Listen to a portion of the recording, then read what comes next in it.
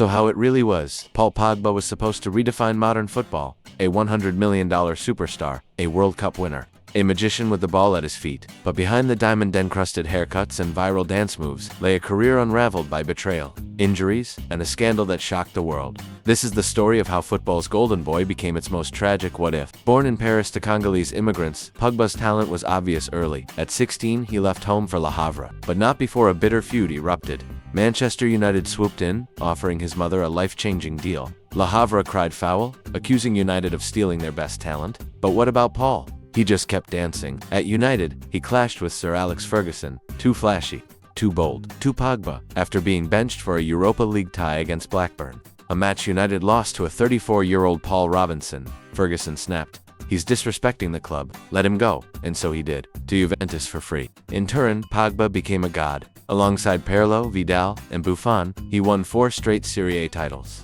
His highlights: a 25-yard rocket against Napoli, a Habona assist for Marchisio, a heel chop so smooth Conte called him a PlayStation player. By 21, he was a Ballon d'Or nominee.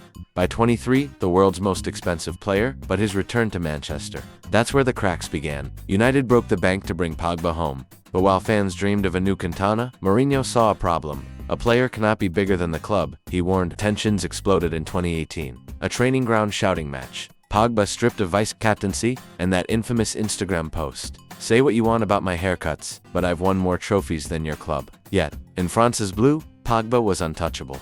In Russia, he dominated Luka Modric, bossed the final, and silenced critics with a rocket against Croatia. "People forget, I'm a fighter," he said. But back at United, the fights only got worse. His agent's theatrics, his brother's explosive interviews, and a social media army blaming everyone but Pogba. Meanwhile, injuries piled up. Hamstrings, ankles, COVID. Then, in 2022, disaster. Pogba's brother Matthias dropped a bombshell YouTube video. Paul uses witch doctors. He betrayed his childhood friends. Then came the blackmail claims. Masked men, mafia ties, and a $13 million ransom demand. Pogba confessed to paying protectors, but denied the unthinkable. Until 2023. A failed drug test, testosterone traces, a 4-year ban. Fans turned on him.